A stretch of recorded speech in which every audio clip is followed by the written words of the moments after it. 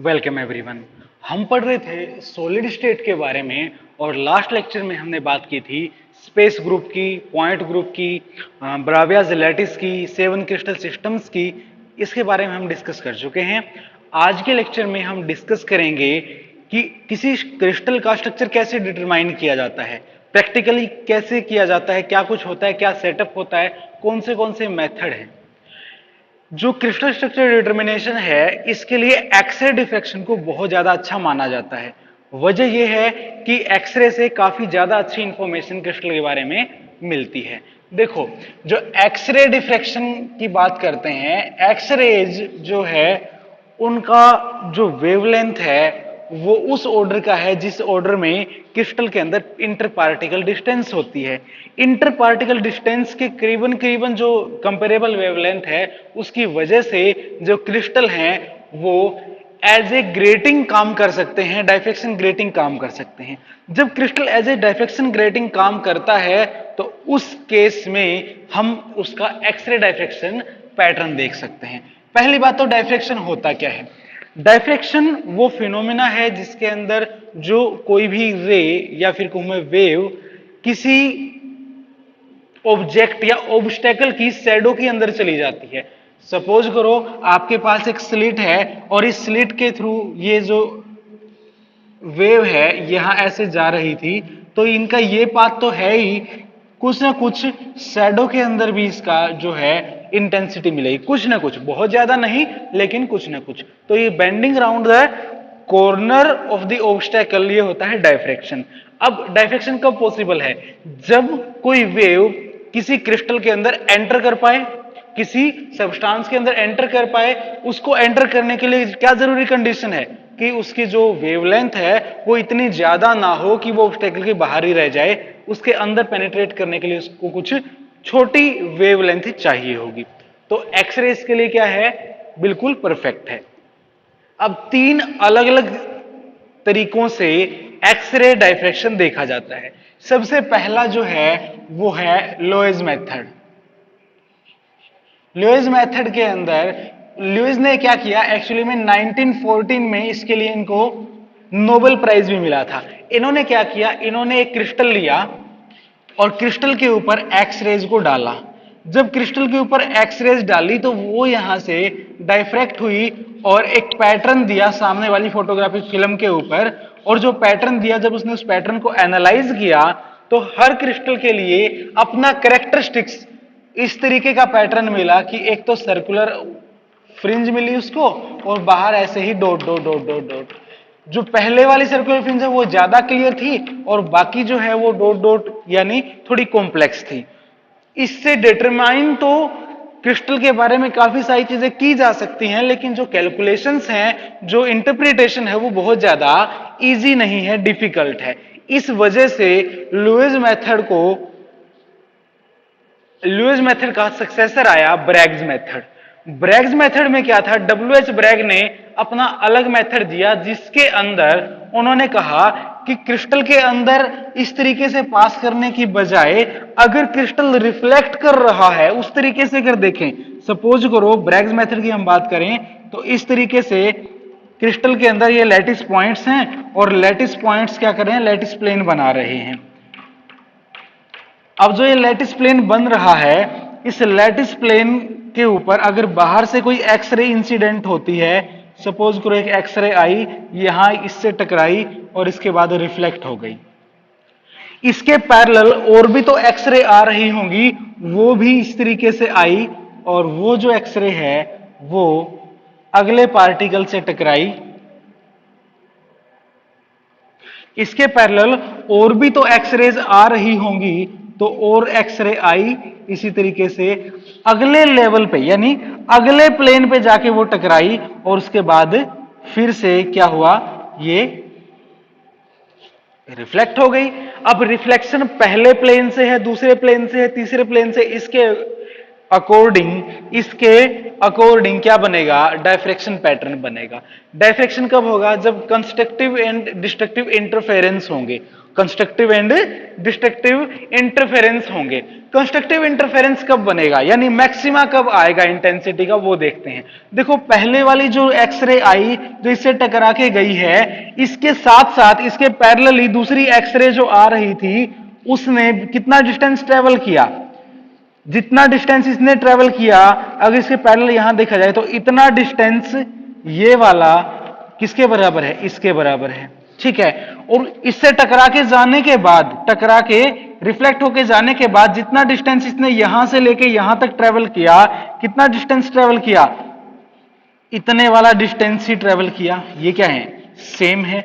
यानी कि जब पहली एक्सरे टकराती है वो जाती है और अगले प्लेन पे जाके जब टकराती है वो जाती है, वो इतना इतना डिस्टेंस तो क्या है, इक्वल ट्रेवल कर रहे हैं, लेकिन जो इतना डिस्टेंस है, इतना डिस्टेंस है, ये क्या है, वो एक्स्ट्रा ट्रेवल कर रही है। कौन सी, जो अगले लेवल से यानी अगले प्लेन से रिफ्लेक्ट होके जा रही है।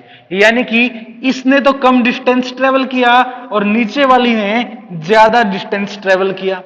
अब कंस्ट्रक्टिव इंटरफेरेंस के लिए क्या चाहिए कि अगर इनके बीच में डिस्टेंस भी है, भाई इसने मान लिया x यूनिट डिस्टेंस ट्रेवल किया और इसने x plus delta distance travel किया, तो जो इन दोनों के पाथ लेंथ में डिफरेंस है, इन दोनों की पाथ लेंथ में डिफरेंस है, यानी कि डेल्टा, वो किसके इक्वल होना चाहिए, या तो वेवलेंथ के इक्वल होना चाहिए।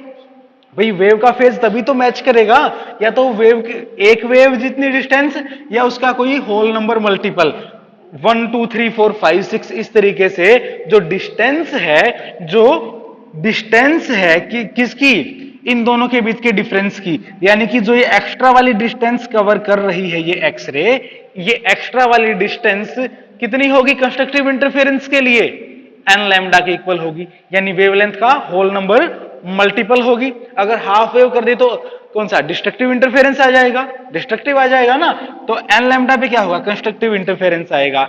यानी कि ये वाली जो डिस्टेंस है अगर हम इसको मेजर कर लें, अगर हम इसको मेजर कर लें, कैसे मेजर करेंगे, अगर जो इंसिडेंट, ये देखो ये वाला तो क्या था, प्लेन था, क्रिस्टल प्लेन, ये सेकंड वाला क्रिस्टल प्लेन, पहले प्लेन के ऊपर जो ये आने वाली इंसिडेंट हुई ये कौन सा है, अगर थीटा एंगल है तो ये क्या है, इसके परपेंडिकुलर, यानी एक प्लेन दूसरा प्लेन ये पैरेलल है, तो ये मैंने परपेंडिकुलर अगर ड्रा कर रखा है तो जितना एंगल थीटा यहां होगा उतना ही एंगल थीटा यहां होगा, जितना एंगल थीटा यहां है उतना ही यहां रिफ्लेक्शन के बाद यहां, और जितना थीटा यहां है उतना ही थीटा यहां पे, यानी जो एंगल है वो क्या है, यहां पे जो आने वाला एंगल है वही सेम है, ठीक है।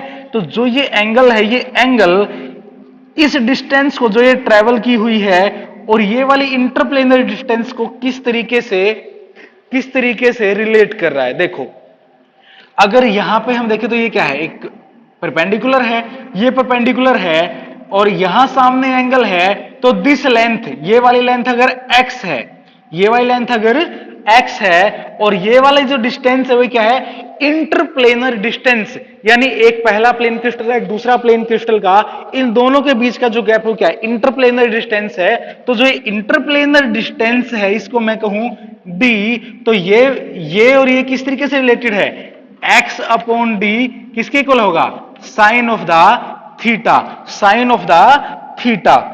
जो ये एंगल है इसके सामने वाली साइड डिवाइड बाई ये वाली साइड, ये क्या होगी, साइन थीटा। x किसके बराबर आ गया, d साइन थीटा। और गैप कितना है पहले वाली वेव के ट्रेवल में और दूसरे वाली के में, x तो यहां पे यहां तक और x यहां से यहां तक, टोटल जो पहले वाला था उसके अलावा एक्स्ट्रा डिस्टेंस कितनी ट्रेवल की है, x ये और ये x ये कितनी 2x डिस्टेंस ज्यादा ट्रेवल की है, यानी 2d साइन थीटा। और हमने देखा था कि जो गैप है कंस्ट्रक्टिव इंटरफेरेंस के लिए वो कितना होना चाहिए, n लैम्डा, तो n lambda will be equal to 2d sine of the theta. Theta क्या है, एंगल है, यहां पे जितने एंगल पे इंसिडेंट होगी एक्सरे उस प्लेन के ऊपर वो एंगल है। अब अगर हम एक्सपेरिमेंट करते हैं तो उसके लिए वेवलेंथ क्या रहेगी एक्सरे की, हम पहले से सेट कर दें, वेवलेंथ क्या रहेगी एक्सरे की पहले से सेट कर दें, थीटा एंगल क्या है प्लेन के ऊपर, किस एंगल से वो डाली जा रही है, वो हम कैलकुलेट कर लेंगे। तो क्या बनेगा हमारे यहाँ पे, साइन थीटा पता, लैम्डा पता, पहला ऑर्डर है तो 1 रख देंगे, सेकंड ऑर्डर है तो 2 रख देंगे, ये भी पता। यहां से क्या आ जाएगा, डी की वैल्यू आ जाएगी। इंटरप्लेनर डिस्टेंस आप डायफ्रैक्शन से निकाल लोगे। इंटरप्लेनर डिस्टेंस क्या होगी, डायफ्रैक्शन से आप निकाल लोगे। N lambda equal to 2d sine theta, ये इसको ब्रैग्स फॉर्मूला भी बोलते हैं। ठीक है, तो इस तरीके से डायफ्रैक्शन पैटर्न से हम यहां पे d निकाल लेंगे। अब जो इंटरप्लेनर डिस्टेंस d है, इसको निकालने का एक और तरीका है, वो है edge length divide by under the root of h square plus के स्क्वेयर प्लस एल स्क्वेयर। अब ये ए और एच के एल क्या है, ए जो है वो होगी एज लेंथ, आपका जो क्यूबिकल टाइप अरेंजमेंट है उसके लिए जो ए होगी यानी एज होगी वो क्या है, ए है। यूनिट सेल की बात करते हैं, कल हमने डिस्कस भी किया था कि ये क्या है, यूनिट सेल है अगर, तो इस यूनिट सेल के यहां से लेके यहां तक की जो डिस्टेंस है ये क्या है, ए है। ठीक है, ए क्या है, एज लेंथ है। डी हमने निकाल लिया यहां डायफ्रैक्शन से, और डी किसके इक्वल है, A by H square plus के square plus L square. H K L are the Miller indices of the plane, ये क्या है, मिलर इंडिसेस हैं। तो जो मिलर इंडिसेस हैं प्लेन की, उनकी वैल्यूज से और डी से आप यहां एज लेंथ भी निकाल सकते हो। तो डायफ्रैक्शन के बाद आपने क्या क्या निकाल लिया कि कितनी तो लंबी एज है उस यूनिट सेल की, एक प्लेन दूसरे प्लेन के बीच में गैप कितना है, ये सारी चीजें आप कहां से, यहां से निकाल सकते हो। एक और चीज है कि आप इनको रिलेट करके कि क्रिस्टल किस टाइप का है ये भी बता सकते हो, वो भी हम करेंगे। ठीक है, पहले हम थर्ड मेथड देख लेते हैं। हमने लॉयज मेथड देखा, ब्रैग्स मेथड देखा, ठीक है। थर्ड वन है पाउडर मेथड। पाउडर मेथड के अंदर क्या करते हैं, देखो जब हमने लुईस मेथड किया है तो हमने एक क्रिस्टल लिया है, क्रिस्टल हमें सिंगल लेना पड़ेगा, इसके लिए हमें सिंगल क्रिस्टल डेवलप करना पड़ेगा। सेकेंडली ब्रैग्स मेथड में भी क्या करना पड़ेगा, हमें एक सिंगल क्रिस्टल चाहिए, उस सिंगल क्रिस्टल में किस तरीके से जो रिफ्लेक्ट होके डायफ्रैक्शन हो रहा है वो देखना पड़ेगा। लेकिन इन दोनों में ही क्रिस्टल की जरूरत है, और जरूरी नहीं हर एक क्रिस्टलाइन मटेरियल का हम बड़ा सा क्रिस्टल इजीली डेवलप कर पाए। तो उसके लिए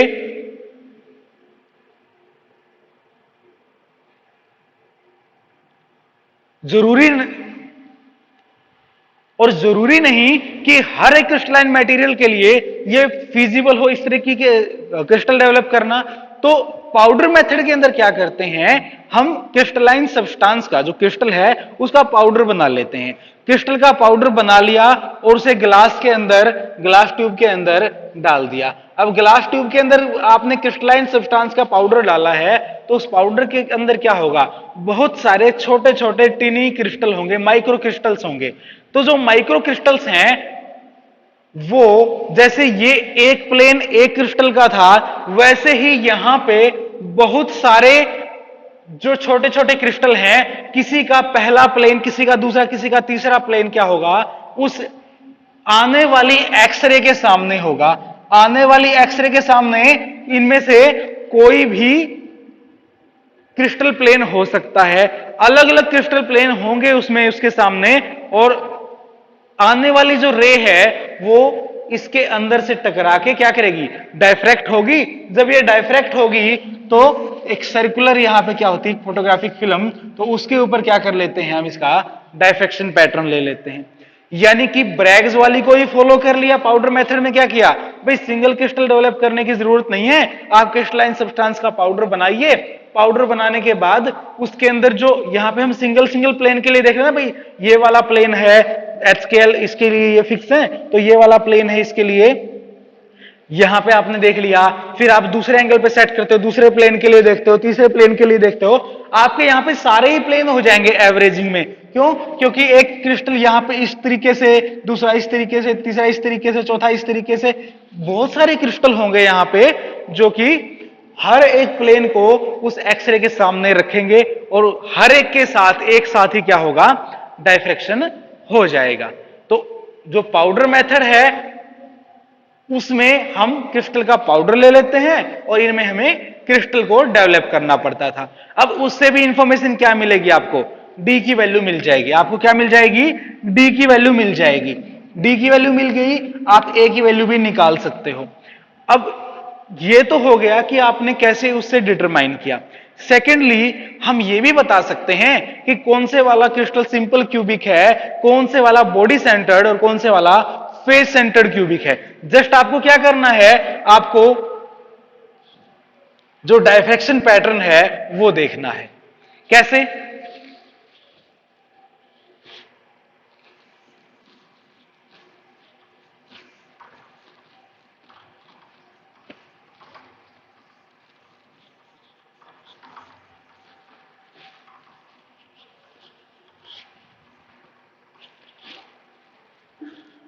देखो अभी तक हमारे पास दो इक्वेशन आई है। पहली equation Bragg's equation, n lambda equal to 2d sine of the theta. And second equation is d equal to a divide by under the root h square plus k square plus l square. ठीक है, अब जो simple cubic arrangement है, कौन सा, simple cubic. Simple cubic arrangement के लिए जो तीन प्लेन हैं, उन प्लेन के मिलर इंडिसेस हैं 1 0 0 1 1 0 एंड 1 1 1। ठीक है, 1 0 0 1 1 0 1 1 1। अब ये हमारे कैसे काम आएंगे, देखो हम तीन तरह के प्लेन की इंटरप्लेनर डिस्टेंस निकालेंगे। इंटरप्लेनर डिस्टेंस निकालेंगे पहले टाइप का, मान लिया ये वाला एक प्लेन है, दूसरे वाला ये प्लेन है, तीसरे वाला ये प्लेन है, तो इसके पैरेलल जो प्लेन होंगे इनके बीच की इंटरप्लेनर डिस्टेंस, इसके पैरेलल जो प्लेन होंगे इनके बीच की इंटरप्लेनर डिस्टेंस, और इसके पैरेलल जो प्लेन होंगे इनके बीच की इंटरप्लेनर डिस्टेंस निकालेंगे। एक प्लेन के लिए मान लिया 1 0 0 है, एक प्लेन के लिए 1 0 0 है, दूसरे के लिए 1 1 0 और तीसरे के लिए 1 1 1। तो अब यहां से जब इंटरप्लेनर डिस्टेंस निकालेंगे तो कैसे निकलेगी,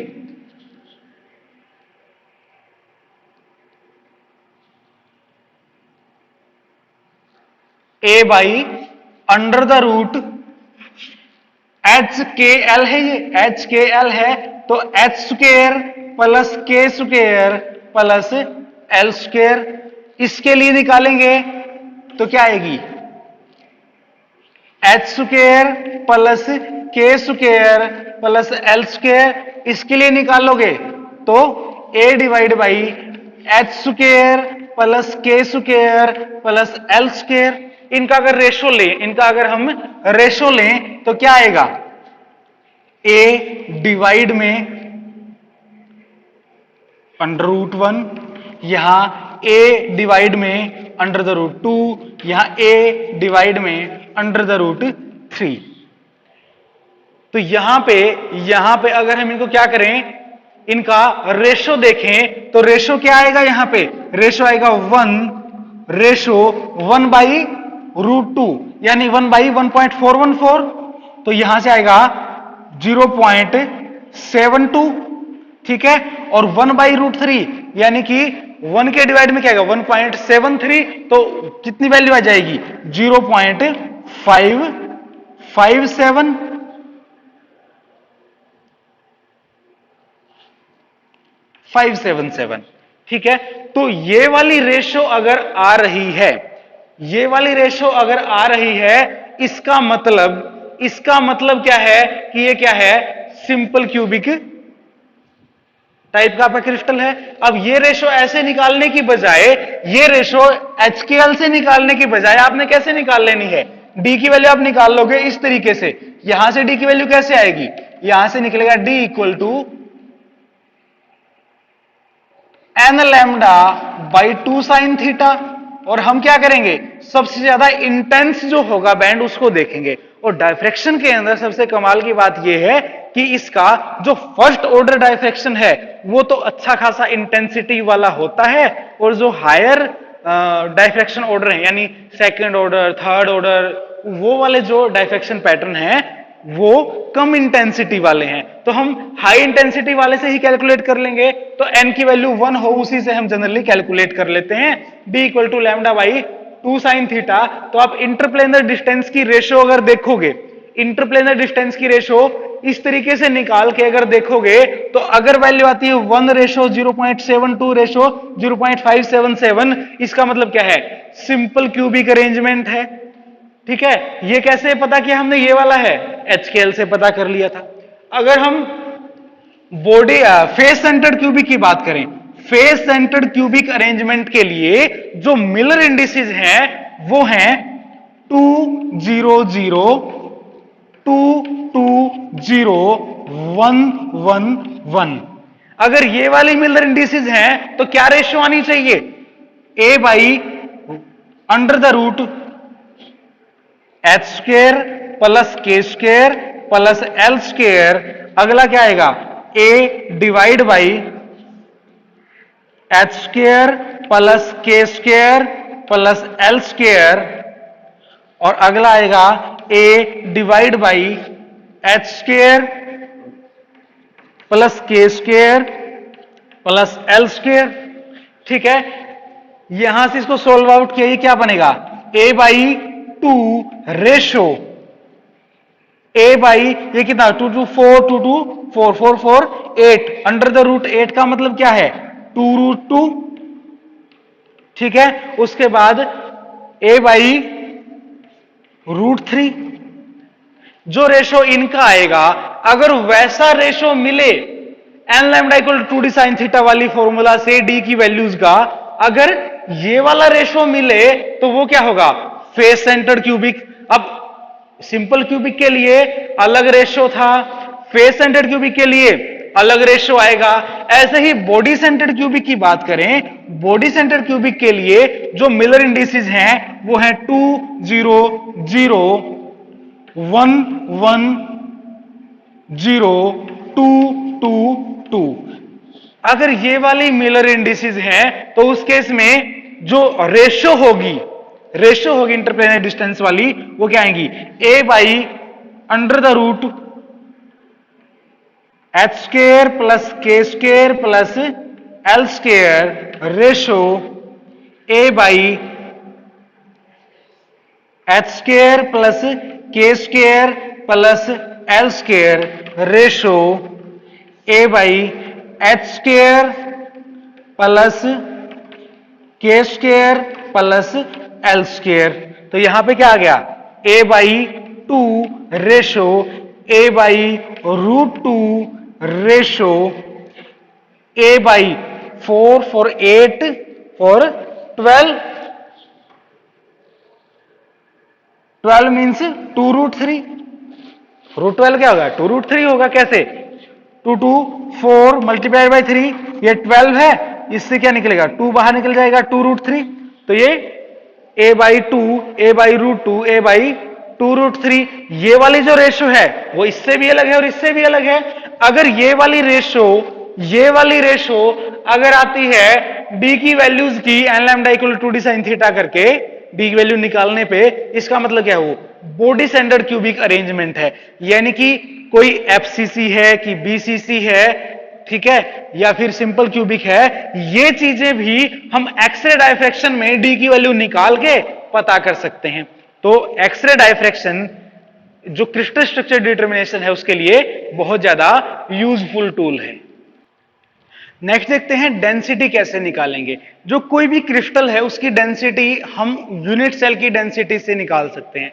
क्यों, आपके पास जो क्रिस्टल सिस्टम है हम उसके लिए क्या कहते हैं कि क्रिस्टल के अंदर रेगुलर पैटर्न है, एक यूनिट सेल ही है जो बार बार हर डायरेक्शन में रिपीट हो रही है क्रिस्टल को बनाने के लिए। यानी पूरे क्रिस्टल में जो डेंसिटी होगी वो वही होगी ना जो उस रिपीटिंग यूनिट की डेंसिटी है। तो क्रिस्टल की पूरे की डेंसिटी हम यूनिट सेल की डेंसिटी से निकाल सकते हैं। और यूनिट सेल की डेंसिटी कैसे निकालेंगे वो देखते हैं। देखो, यूनिट सेल की हमने कल बात की थी कि मान लिया आपके पास ये वाला यूनिट सेल है, ठीक है, और इस यूनिट सेल में अगर ये सिंपल क्यूबिक है तो इसके कॉर्नर्स के ऊपर क्या होगा, पार्टिकल होगा, हर एक कॉर्नर पे एक पार्टिकल होगा। ठीक है। अब इसकी डेंसिटी कैसे निकालेंगे? इस यूनिट सेल का मास, डेंसिटी किसके इक्वल होगी? Mass of unit cell divide by volume of unit cell. Mass of unit cell divide by volume of unit cell. अगर मैं सिंपल क्यूबिक अरेंजमेंट की बात कर रहा हूं तो इसके अंदर टोटल ऑन दी होल क्या होगा? एवरेज एक पार्टिकल पर यूनिट सेल होता है। कल हमने कैलकुलेशन की थी, एक पार्टिकल पर यूनिट सेल, और उस पार्टिकल का जो मास होगा, अगर मैंने उसे ग्राम में ले लिया, उसे मैंने ग्राम के अंदर ले लिया, तो वो क्या होगा? उसका मोलर मास। तो 1 मल्टीप्लाइड बाई, यानी कितने पार्टिकल टोटल यूनिट सेल में है, मल्टीप्लाइड बाई कितने पार्टिकल, मान लिया n है, मल्टीप्लाइड बाई क्या है? Molar mass. मैंने कैपिटल M से लिख दिया, डिवाइड बाई, मुझे क्या करना है? यूनिट सेल का वॉल्यूम देखना है। यूनिट सेल का वॉल्यूम मतलब इस क्यूब का वॉल्यूम, और क्यूब का वॉल्यूम क्या आएगा? अगर साइड उसकी ए है, वॉल्यूम क्या आएगा? ए क्यूब आएगा। वॉल्यूम क्या आएगा? ए क्यूब आएगा। यानी वॉल्यूम से मैं इसे डिवाइड कर दूं तो ये यूनिट सेल का वॉल्यूम आ जाएगा, यूनिट सेल की डेंसिटी आ जाएगी। लेकिन मैंने अगर मोलर मास लिया है तो मुझे सिंगल पार्टिकल का मास निकालना है। तो सिंगल पार्टिकल का मास बनाने के लिए मास को मैं डिवाइड करूंगा किससे? एवोगैड्रो नंबर से। मास को किससे डिवाइड करूंगा मैं? एवोगैड्रो नंबर से। तो एवोगैड्रो से अगर मैं डिवाइड करता हूं इसे, तो ये जो m बाई एन है, ये सिंगल पार्टिकल का मास हो जाएगा। ये क्या होगा? सिंगल पार्टिकल का मास। कितने टोटल पार्टिकल और टोटल यूनिट सेल का कितना वॉल्यूम है। और ए की वैल्यू कैसे निकालोगे आप? ए की वैल्यू कैसे निकालोगे? आपने डायफ्रैक्शन किया, n lambda equal to 2d sine theta, यहां से आपने डी की वैल्यू निकाली, डी की वैल्यू यहां पुट की, प्लेन के लिए जो एच के एल वैल्यू है उनको यहां पुट किया, ए की वैल्यू निकाली, जो ए की वैल्यू यहां से आई, जो ए की वैल्यू यहां से आई, वो वॉल्यूम के लिए रख दी। वॉल्यूम क्या है? ए क्यूब है। एवोगैड्रो नंबर आपको पता है, कितने पार्टिकल होंगे उस अरेंजमेंट के हिसाब से होगा। अगर सिंपल क्यूबिक है तो n की वैल्यू क्या आ जाएगी? 1 आ जाएगी। अगर बॉडी सेंटर्ड है तो बॉडी के बिल्कुल सेंटर में 1 हो रहा है, n की वैल्यू क्या हो जाएगी? 2 हो जाएगी। अगर बॉडी सेंटर ना होके फेस सेंटर्ड है, फेस सेंटर्ड है, 6 के 6 फेस के ऊपर पार्टिकल हैं, तो n की वैल्यू क्या आ जाएगी? 3। तो 6 फेस की कितने? 3, और कॉर्नर के 8 में से कितना? 1, टोटल कितना? 4। ये n की वैल्यू निकालना हम पिछले लेक्चर में कर चुके हैं। तो n की वैल्यू यहां पे डिपेंड करेगी कि आपका अरेंजमेंट कौन सा है, आप वो वाला पुट कर लोगे। यहां पे मास पार्टिकल्स का, ठीक है, और एवोगैड्रो नंबर और वॉल्यूम कैसे आया? एक ही क्यूब से आया। तो इससे क्या निकल जाएगी? यूनिट सेल की डेंसिटी। और यूनिट सेल ही तो बार बार रिपीट हो रही है हर एक डायरेक्शन में, तो ये क्या होगा? Density of the unit cell, यानी कि density of the whole crystal. ठीक है, तो इस तरीके से आप इसकी डेंसिटी भी डिटरमाइन कर सकते हो।